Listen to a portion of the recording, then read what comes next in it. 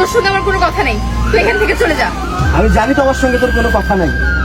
আমি তোকে আটকানোর জন্য আসিনি, আমি তোকে দুটো কথা বলার জন্য শুধু আসছি। এ ভাই, কে আপনি? ভাই আপনি থামেন, কে আমি সেই পরিচয়টা আমি আপনাকে দিব। দাঁড়ান। এই, তুমি এখানে কোনো ঝামেলা করো না, তুমি চলে যাও। আপনি থামেন, আপনার সঙ্গে আমি পরে কথা বলবো।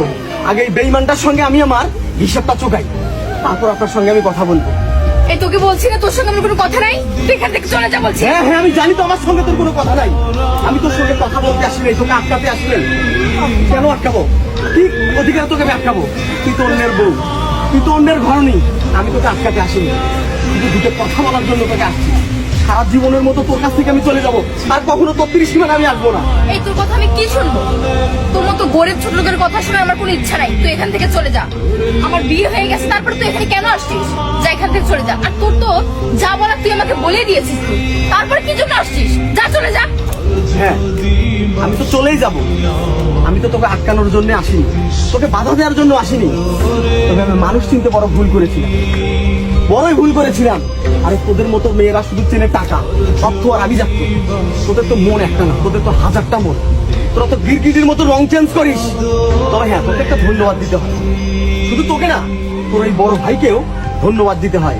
কারণ সেদিন তোদের দুই ভাই বোনের ওই কথায় আজকে আমি প্রতিষ্ঠিত, আজকে আমি বড় বিজনেস ম্যাগনেট। আজকে আমার কোটি কোটি টাকা, আমার টাকার কোনো অভাব নাই। কি আছে তোর? কি আছে? আজ আমার এত বড় কোম্পানি আছে, আমি আমার কোম্পানির একটা গাড়ি বিক্রি করলে আমি তোর সমস্ত সম্পদ কিনে নিতে পারবো। কোথায় তোর সে অহংকার? দেখবি টাকা আমার, দেখবি আমার কত টাকা, কত টাকা লাগবে তোর? নে এই নে টাকা, আর লাগবে এই ব্যাগ ভর্তি টাকা আছে। টাকার বিছানায় আমি এখন শুয়ে থাকতে পারি। তবে কি অপরাধ ছিল রে আমার? বল, কি অপরাধ ছিল আমার?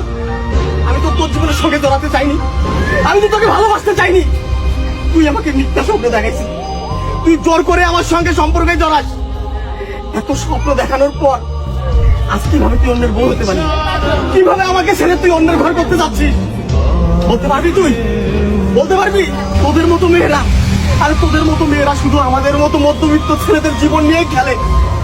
আমার মতো হাজারো ছেলে অকালে পৃথিবী ছাড়ে কেন জানিস? শুধু তোরা মিথ্যা মিথ্যা ভালোবাসার স্বপ্ন দেখাস। স্বপ্ন দেখানোর পর যখন দেখিস আসলে আমাদের ওরকম অর্থ নাই, আভিজাত্য নাই, তখন আমাদের মুখে লাঠি দিয়ে এইরকম ধনের দিকে বিয়ে করিস। তখন আমাদের জীবনটা নরকে পরিণত হয়। কি অপরাধ ছিল আমার? কি অপরাধ ছিল আমার? বল, কেন আমার জীবনটা এভাবে নষ্ট করলি? কেন কেন? এই শোন, এই, তুমি এসব বাদ দাও তো, তুমি চলে যাও এখান থেকে। আপনি থামেন, তোকে আমি একটা কথা বলি। হ্যাঁ দাঁড়াও। আপনি দাঁড়ান, আমার কথাগুলো আমাকে বলতে দেন। আপনাদের কথা আমি অনেক শুনেছি, আর না, এখন আমি বলবো, আপনারা শুনবেন।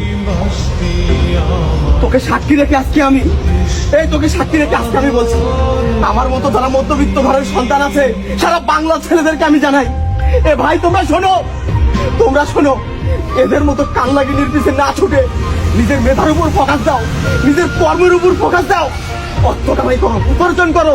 তোমার হাতে যদি টাকা থাকে, পয়সা থাকে, এরকম হাজারো কান্নাগিনি তোমার পিছনে ছুটবে। যদি তোমার টাকা না থাকে, পয়সা না থাকে, এদের মতো কান্নাগিনীরা তোমার কলিজায় সবল দিয়ে অন্যের ঘরের বউ হবে।